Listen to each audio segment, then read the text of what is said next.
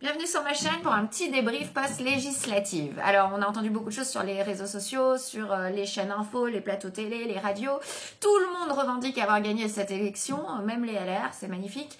Et on entend aussi que personne ne l'aurait gagné. Moi, je pense un petit peu différemment. Je pense que c'est Emmanuel Macron qui a gagné cette élection. Tout le monde l'avait traité d'inconscient, de fou quand il a fait la dissolution de l'Assemblée nationale, mais évidemment, il avait un plan.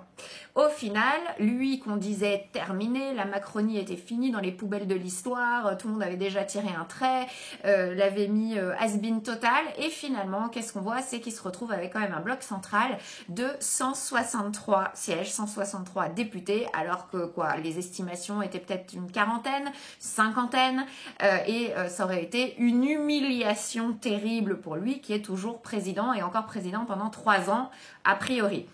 Donc, il a gagné 163 députés, les gens ont voté pour qu'il ait un bloc quand même relativement fort, qui est pour moi une immense erreur, puisque finalement, vous allez voir, le PS aussi a doublé son nombre de députés, ce qui le sert, puisque le PS finit toujours, on l'a vu par le passé, par s'allier à la Macronie, donc en faisant doubler les sièges du PS, finalement, il sert son bloc central également.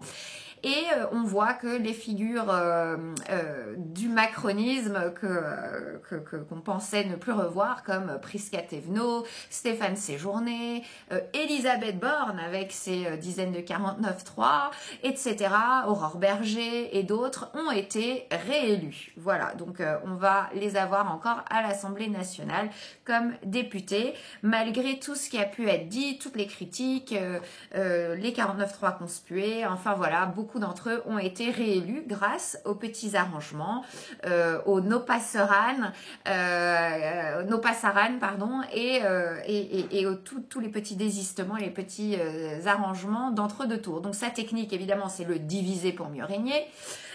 Il a diabolisé la LFI, puis dédiabolisé pour pouvoir franchir l'étape du premier tour, en diabolisant à nouveau le RN, alors que pendant 7 ans, on a eu un vice-président de l'Assemblée nationale qui était RN et personne ne voyait rien à redire à ça. Ils ont tous travaillé ensemble, ils allaient tous déjeuner ensemble, tout le monde était très copain et finalement, on les a rediabolisés. Même Bernard-Henri Lévy a fait une tribune au lendemain du deuxième tour pour expliquer qu'il fallait désormais rediaboliser Jean-Luc Mélenchon et la LFI. Donc ces gens passent leur temps à dédiaboliser, diaboliser, rediaboliser, comme ça les arrange pour se garder au pouvoir, pour se maintenir au pouvoir et pour garder leurs copains au pouvoir. Les convictions, en fait, sont seulement des postures, peut-être pas pour les électeurs, mais en tout cas pour les politiciens. Je vous donne un exemple.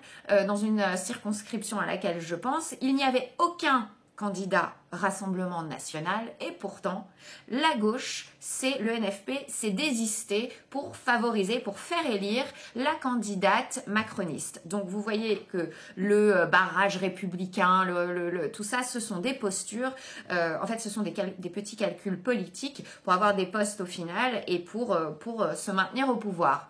Parce qu'en fait, les postures morales, c'est bon pour les Français, pour les électeurs, mais les politiciens, c'est quand ça les arrange. Un coup, ils sont copains, un coup, c'est no passaran.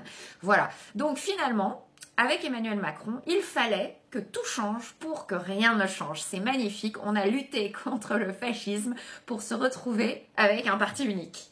Donc, qui est quand même, voilà, si vous comprenez l'ironie du sort, c'est quand même magnifique. Donc, rien n'a changé à tel point que Gabriel Attal a présenté sa démission et que Emmanuel Macron l'a refusé. Donc, en fait, Gabriel Attal est toujours Premier ministre de la France après ces élections. Donc, c'est extraordinaire, rien n'a changé. Il va prendre son temps, certainement, pour nommer le prochain Premier ministre qui fera son prochain gouvernement. Il espère certainement qu'en attendant, il pourra encore diviser pour mieux régner au sein du nouveau Front populaire pour que personne ne s'accorde et du coup, ou garder Gabriel Attal ou nommer un Premier ministre de son choix qui l'arrangera lui. Encore une fois, il est en position de force, alors que tout le monde dit que la Macronie a perdu. Encore une fois, je ne suis absolument pas d'accord. Pour moi, stratégiquement, c'est lui qui a tout gagné. En plus, il faut savoir que les Français sont toujours les dindons de la farce parce que cette élection a coûté extrêmement cher. Déjà, l'organisation de l'élection, ça coûte cher, c'est pas gratuit. Et en plus, avec le résultat des élections, chaque parti politique récupère 1,60 € par voix qui lui a été attribuée. Ça veut dire que après ces élections, les partis politiques, grâce aux gentils contribuables, vont avoir, alors je vous donne les sommes, pour le RN, c'est 15 millions d'euros, pour les LR, c'est 3,4 millions d'euros, pour le groupe Ensemble, c'est 10,3 millions d'euros, pour l'Union de la gauche, c'est 14,36 millions d'euros. C'est magnifique. Ces élections auront servi à enrichir les partis dont finalement les Français ne veulent plus vraiment. Voilà, donc ça c'est encore quelque chose d'extraordinaire. Et puis il y a encore une autre raison pour laquelle je pense que Emmanuel Macron a gagné ces élections.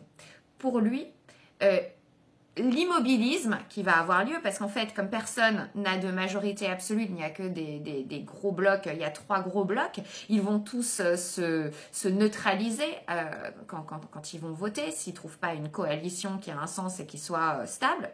Et donc, la France va être plongée dans un immobilisme total, puisqu'à chaque fois que quelqu'un proposera quelque chose, les autres vont voter contre, forcément, où il y aura des motions de censure et on va succéder Premier ministre après Premier ministre, enfin voilà, ça va être l'immobilisme.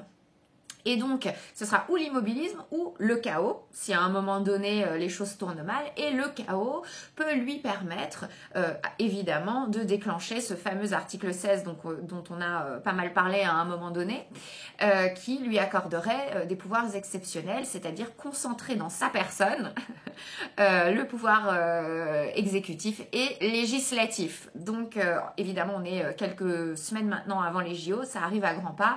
Donc, la pression se fait de plus en plus forte pour que l'ordre puisse régner dans le pays. Donc, qu'est-ce qui va se passer? Donc, le chaos, l'immobilisme pendant au moins 1 an, puisqu'on ne peut pas dissoudre l'Assemblée avant 1 an maintenant. Et en attendant, personne ne parle de la crise de l'endettement de la France et du fait qu'on n'est pas loin d'une mise sous tutelle de la France économiquement, puisque c'est vraiment la catastrophe. Et donc la catastrophe économique et la mise sous tutelle, pour lui, à mon avis, c'est tout bénef parce qu'on continue à aller vers le fédéralisme, parce qu'à un moment donné, la situation de la France qui va continuer à décliner avec tout ce qui se passe, toutes ces crises politiques maintenant, et économique, à un moment donné, ils vont nous annoncer que l'Europe fédérale et la mise sous tutelle de la France, en tout cas une très très forte aide de l'Union européenne sera inévitable et donc nous n'aurons pas le choix que d'accepter ce fédéralisme. Voilà, et mission accomplie. Bravo tout le monde, voilà, tout le monde s'est fait piéger une fois de plus. Alors il nous a déjà piégé il y a 7 ans, et on continue à se faire piéger. Les Français sont toujours les dindons de toutes les farces. Voilà, ça c'est mon opinion sur ce qui s'est passé avec ces législatives. J'espère me tromper. J'espère que la France va trouver une façon de s'en sortir rapidement et miraculeusement. Mais voilà, pour l'instant, c'est ça mon opinion. Je vous embrasse tous et à bientôt.